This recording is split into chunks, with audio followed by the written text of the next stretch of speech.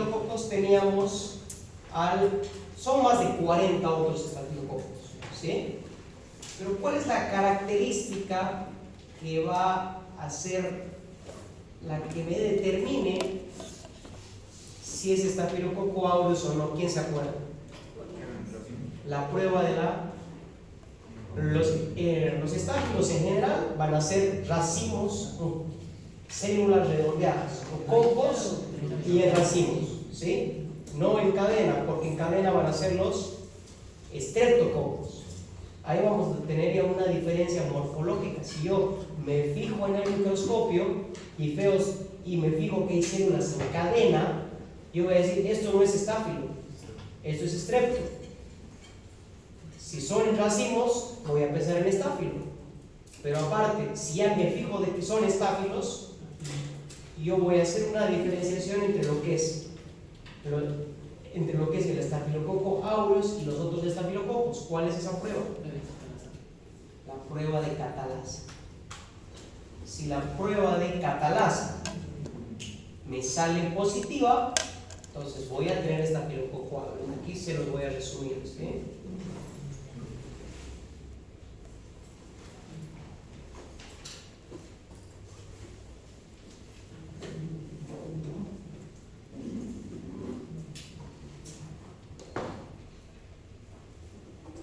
Si yo tengo células, cocos que están formados en racimo y son gram positivos, yo le voy a hacer una prueba que es la catalasa. Si esta catalasa es positiva, es estafilococo aureus. Si es catalasa negativa, va a ser estafilococo y pueden ser más de 40, ¿sí? Solo vamos a hablar en esta clase de los más importantes, que son dos: el estafilococo epidermidis y el estafilococo saprophyticus, ¿sí? Son los más importantes, los otros no los vamos a considerar, ¿sí? Entonces, aquí tenemos una tablita que me va a indicar los estafilococos. Fíjense, estafilococo aureus, coagulasa positiva. Aquí, perdón, no era catalasa, la catalasa va a entrar luego. Aquí es coagulasa. La coagulasa es la prueba que me va a distinguir si es estafilococo aureus o si es los otros, ¿sí? Fíjense aquí, coagulasa positivo el estafilococo aureus y el epidermidis y el saprophyticus van a ser coagulasa negativa. ¿En dónde se encuentra más el estafilococo aureus? ¿Cuál era el hábitat? Las narinas, ¿sí? Ese es el lugar en el que usualmente se encuentran las narinas anteriores y también en el perineo. En cambio, el estafilococo epidermidis se encuentra también en las narinas anteriores, pero también es en la piel. De ahí el nombre, estafilococo epidermidis. ¿Dónde lo encuentro? En la piel, facilito, ¿no? Forma también el estafilococo epidermidis una biopelícula, un biofilm, ¿sí? Y el estafilococo epidermidis se asocia más que todo a la colonización de varios dispositivos, entre ellos los catéteres. Catéteres endovenosos, catéter de líquido cefalorraquídeo, catéter central.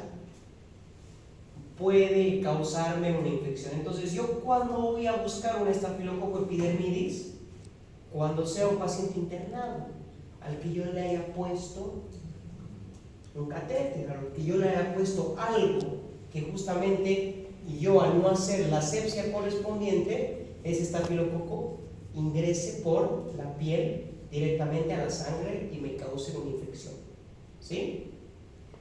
Y luego tenemos el estafilococo saprophyticus, que este es muy distinto, porque su hábitat, fíjense, es el tracto gastrointestinal. Se encuentra en el tracto gastrointestinal, en los intestinos. ¿Y cuál es la infección que me produce aquí más que todo en las mujeres, va a ser las infecciones urinarias, las infecciones del tracto urinario bajo. ¿Por qué? Por la cercanía de la uretra con lo que es el ano, ¿sí? En la limpieza, en malas situaciones de lo que es higiene, lo que es el Staphylococcus saprophyticus puede pasar desde la flora anal por la uretra y generar una infección de transmisión, una infección urinaria o del tracto urinario. No es la más común, pero acuérdense esa diferencia, ¿sí? Fístulas, depende de qué tipo de fístulas. Fístulas entéricas, sí. Si hay una fístula enterovesical, posiblemente tenga eso, pero no es de las más patógenas. No tiene, si se fijan, no tiene varias toxinas, ni no tiene tantos antígenos, estafilococos. No es una bacteria muy patogénica. En cambio, el Staphylococcus aureus, ustedes ya han visto, tiene 50 armas. La que le sale nos hace algún daño. En cambio, estas son como que más relajadas, forman parte de la flora normal, pero en personas inmunodeprimidas, mujeres embarazadas, ahí por ahí nos puede causar alguna infección. O en una fístula, que ya tenemos un problema grande, ¿no? Una fístula es como una conexión entre dos partes, que se suele dar por alguna herida, por alguna cirugía previa o por la misma infección, ¿sí? O hasta por alguna alteración congénita que puede llevar a una fístula. Muy raro, pero podría pasar. Y de Staphylococcus yo creo que eso sería todo, ¿sí? Entonces tienen que leer Staphylococcus sí o sí. Y ahora vamos a pasar al tema más importante de esta clase, que son los streptococos. Strepto, acuérdense, forma de cadena, puede ser cadena de hasta 30 bacterias, forman así cadenas de cadenas. Entonces, cuando hablamos de los streptococos, vamos a estar hablando de bacterias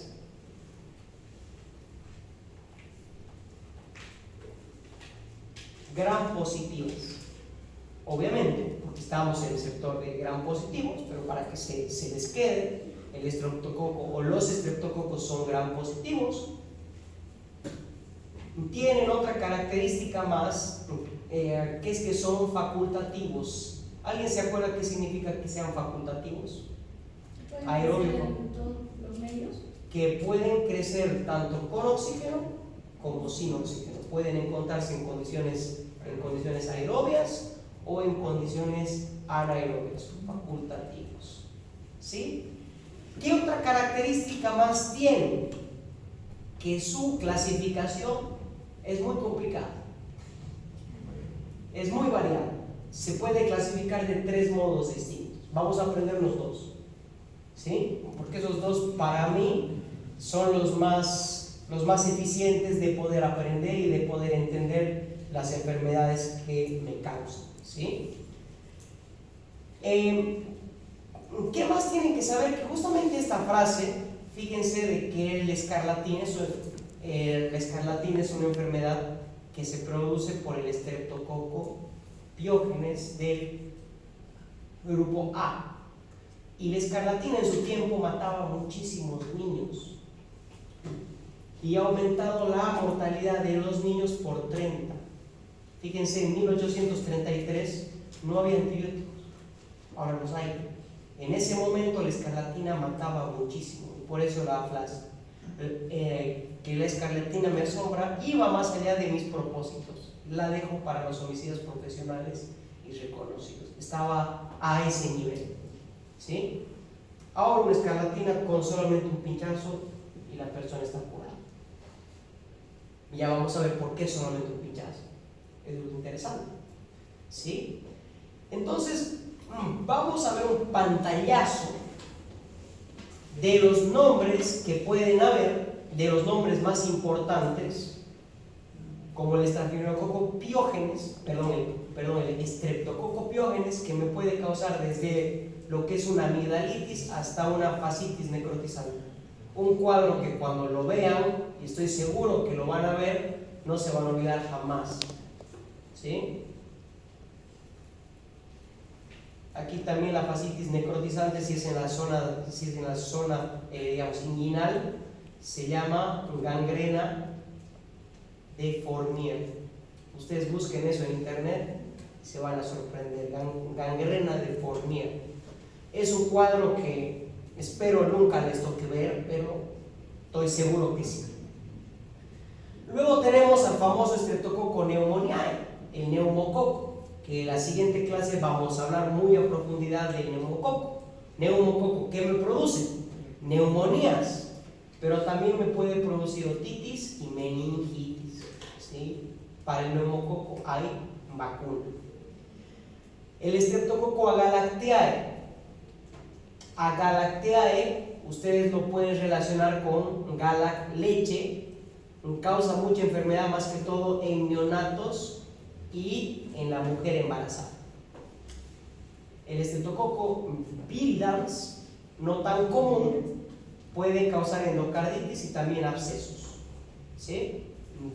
Yo me preocupo cuando ha habido un procedimiento y luego del procedimiento algunas bacterias pueden pasar a la sangre y me pueden causar una endocarditis.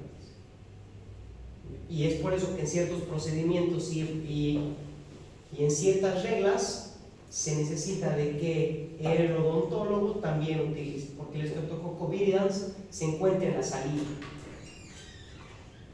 Y el Streptococcus mutans, que es el que me causa las caries.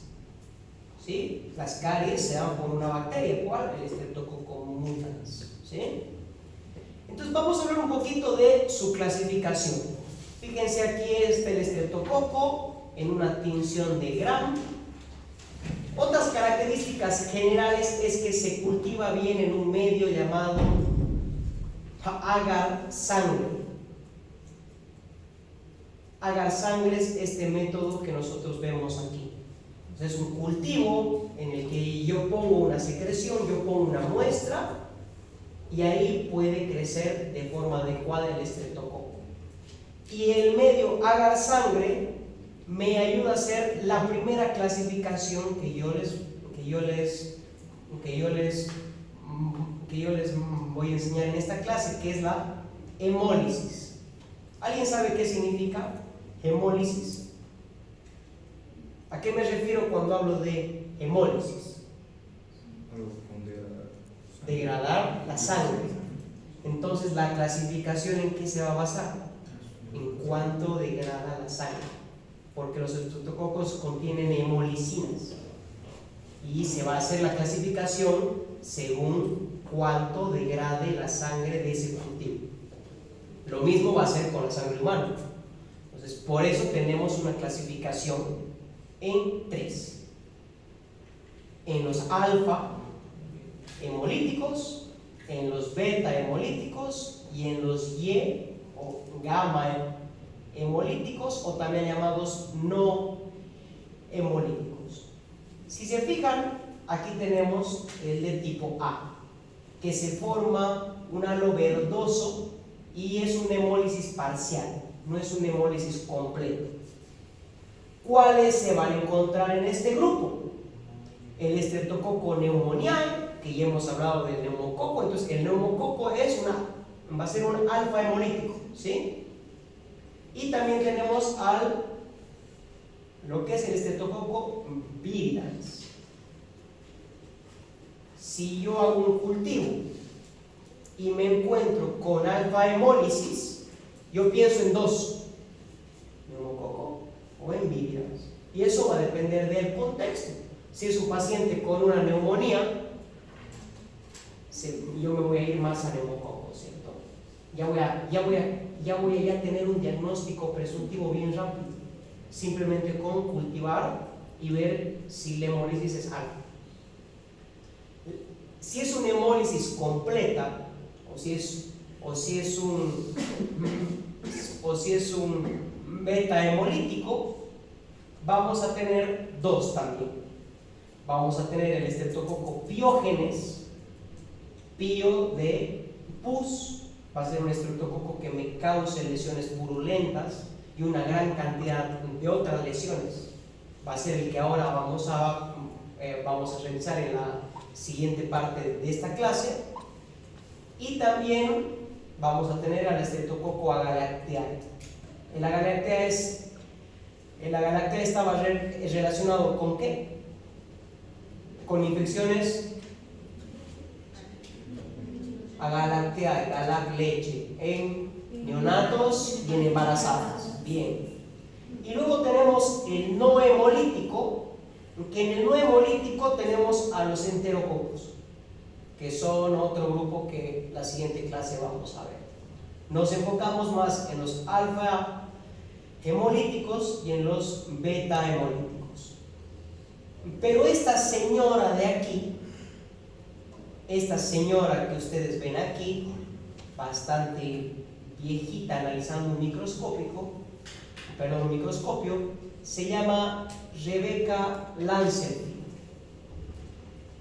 Rebecca Lancelfield, que ya ha fallecido según tengo entendido, ha dedicado toda su vida al estudio de los estreptococos, toda su vida, y ha dedicado tanto tiempo a la bacteria y a su análisis, porque es una bacteria que me puede causar múltiples enfermedades y me ha causado millones de muertes y sigue causando, que ha creado una clasificación que se da con su apellido, la clasificación de Lancet.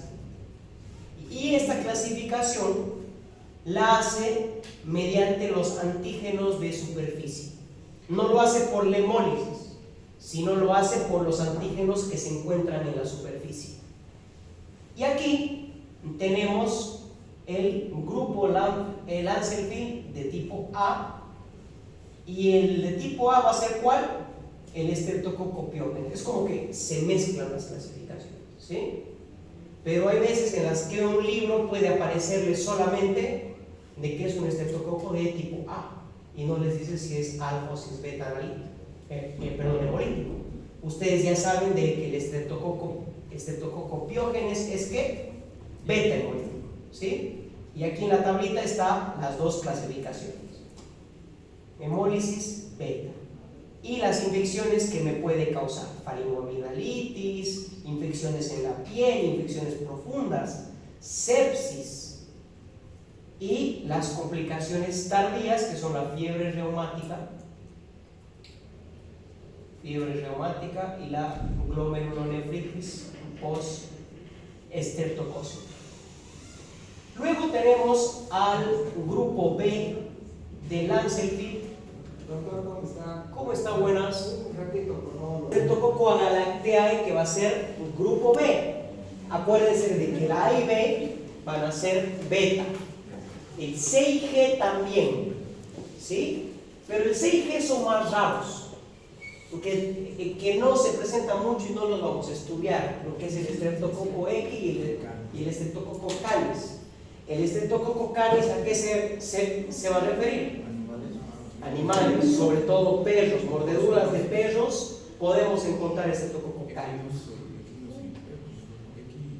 Son más que todo, y se asocian más que todo a lo que son las mordidas. Se asocia más y su hábitat se encuentra más en los animales. Doctor, una consulta. En X, canis, entraría mordeduras humanas. Sí. Las mordeduras humanas no. ¿Cuál encontraríamos en mordeduras humanas? ¿Cuál se ha visto que estaba en la saliva?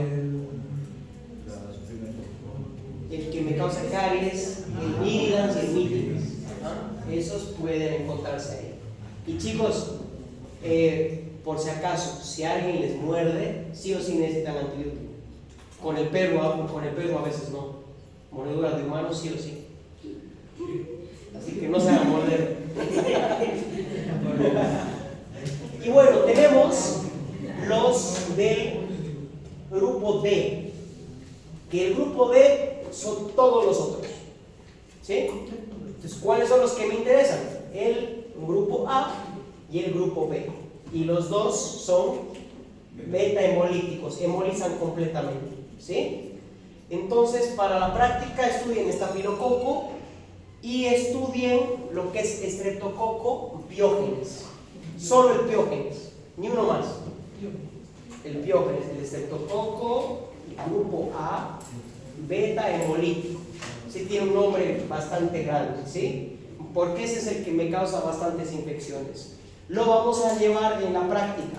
Vamos a explicar un poquito, pero quiero que ya estudien sobre el estreptococo piógenes del grupo A, ¿sí?